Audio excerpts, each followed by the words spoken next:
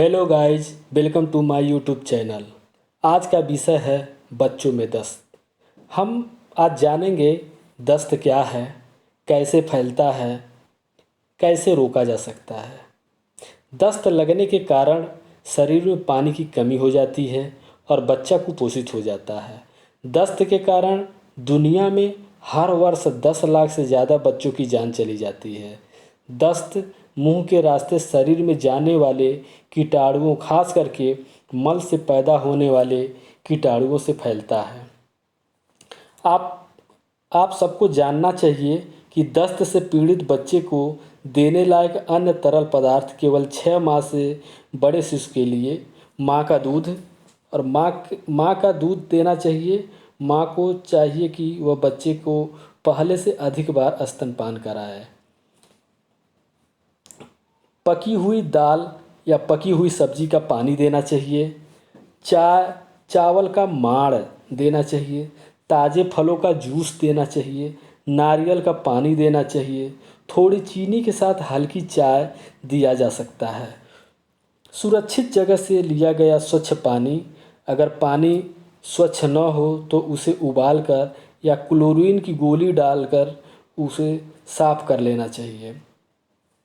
स्वच्छ पानी की सही मात्रा में तैयार जीवन रक्षक घोल ORS देना चाहिए। दस्त लगने पर बच्चों को जितनी जल्दी हो सके स्तनपान कराना चाहिए ताकि उनके शरीर में पानी की कमी न हो।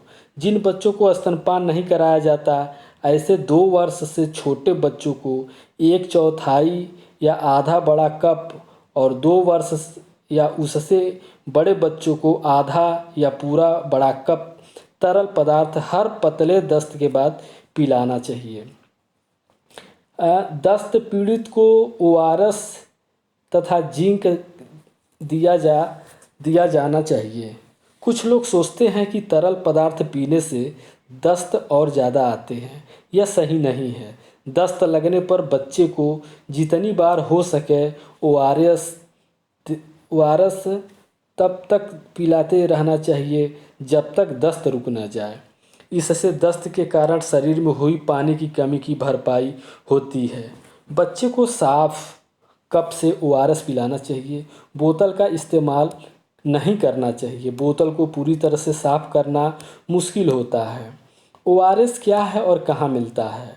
ORS एक ओरल रिहाइड्रेशन सॉल्ट, सूखे लवणों का एक ऐसा मिश्रण है जिसे स्वच्छ पानी में सही अनुपात में घोरकर पिलाने से दस्त लगने के कारण शरीर में हुई पानी की कमी की भरपाई की जाती है। ORS के पैकेट स्वास्थ्य केंद्रों, दवाई के दुकानों और अन्य दुकानों पर उपलब्ध रहता है। ORS नमक चीनी मिला करके घर पर बनाए जाने वाला ORS स्वास्थ्य विभाग मना करता है। मार्केट या सरकारी अस्पताल का ही ORS यूज करना चाहिए। घर से बना करके यूज नहीं करना चाहिए, क्योंकि स्वास्थ्य विभाग कहता है कि घर पर ORS बनाने से उसका सही अनुपात नमक चीनी का नहीं हो पाता है, इसलिए वह फ़ायदे की जगह नुकसान करने लगता है। इसलिए हमेशा मार्केट या सरकारी अस्पताल या दुकानों से लेकर के ORS ही प्रयोग किया जाए। उसके बाद है कि दस्त में जिंक का फ़ायदा। बार बार बीमार होने से बचाता है। जिंक जो है दस्त में बार बार बीमार होने से बचाता है। जल्दी ठीक करता है, दस्त की बीमारी को जल्दी ठीक करता है। दस्तों की संख्या में कमी आती है, यानी दस्त धीरे धीरे कम होने लगता है। दस्त ठीक होने के बाद यह टॉनिक का काम करता है। 14 दिन तक जिंक की गोली क्यों देनी चाहिए? इसलिए कि अगले कुछ महीनों तक दस्त तथा निमोनिया से बचाता है। जिंक की पूर्ति करता है शरीर में, भूख और वजन बढ़ाता है। जिंक की खुराक क्या होनी चाहिए? 2 माह से 6 माह तक आधी गोली या 10 मिलीग्राम माँ के दूध के साथ देना चाहिए। 6 माह और 6 माह से बड़े को 1 गोली 2 मिलीग्राम साफ पानी या माँ के दूध के साथ देना चाहिए। स्तनपान कराते रहना चाहिए। बच्चे को दस्त लगने पर स्तनपान कराते रहने से आमतौर पर दस्त की गंभीरता कम होती है और बच्चा दस्त कम बार करता है। माँ का दूध दस्त से पीड़ित छोटे बच्चों के लिए तरल पदार्थ और खुराक का सबसे अच्छा साधन है और बीमारी तथा संक्रमण से लड़ने में मदद करता है। सिर्फ स्तनपान करने वाले बच्चे को दस्त लगने की आशंका नहीं होती है। दस्त लगने पर बच्चे को जल्दी जल्दी स्तनपान कराना चाहिए ताकि उसके शरीर में पानी की कमी न हो।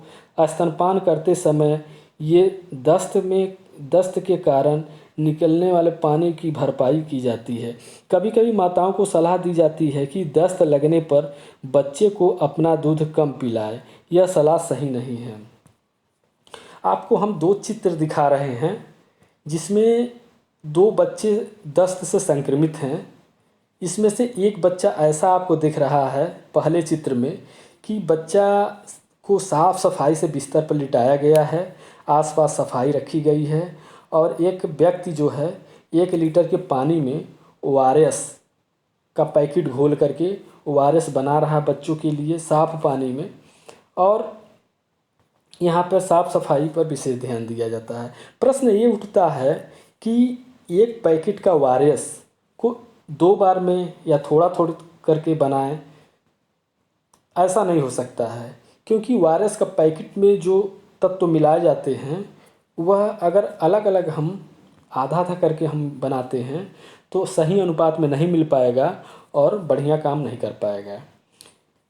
आप दूसरे चित्र में देख सकते हैं कि बच्चा जिसको दस्त आ रहा है बिस्तर पर लैट्रिन कर दिया है, गंदगी फैली हुई है। एक दूसरा बच्चा है जो बोतल से दूध पी रहा है और उसके आसपास मक्खियाँ बैठी हुई हैं और खाने पीने के बर्तन खुले हुए हैं, गंदे बर्तन पड़े हुए हैं और बगल में खाना भी बन रहा है। अब आप सोच सकते हैं कि जो मक्खियाँ लैट्रिन पर बैठी हैं वही मक्खियाँ फिर दूध के बोतल पर बैठेंगी, वही मक्खियाँ फिर खाने के बर्तन पर बैठेंगी और इस तरह से घर के सारे बच्चे संक्रमित हो सकते हैं।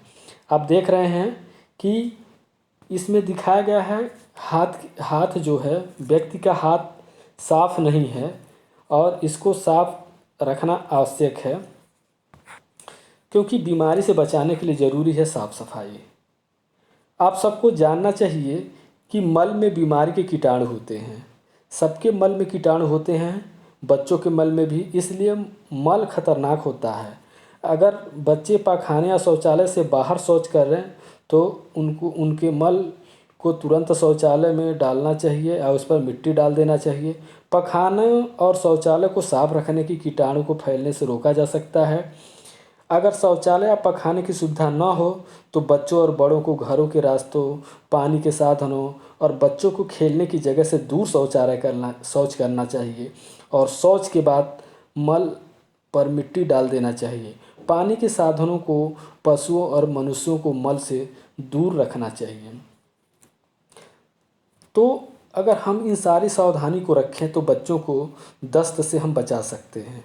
दस्त हो चाहे जितनी बार, ORS देना हर बार। ORS दस्त में बहुत महत्वपूर्ण होता है। इसको हमेशा जितनी बार दस्त हो उतनी बार उम्र के हिसाब से देते रहना चाहिए। तो दोस्तों, आज का ये वीडियो दस्त समाप्त होता है। अगले वीडियो में हम फिर आपसे मिलेंगे। नमस्कार।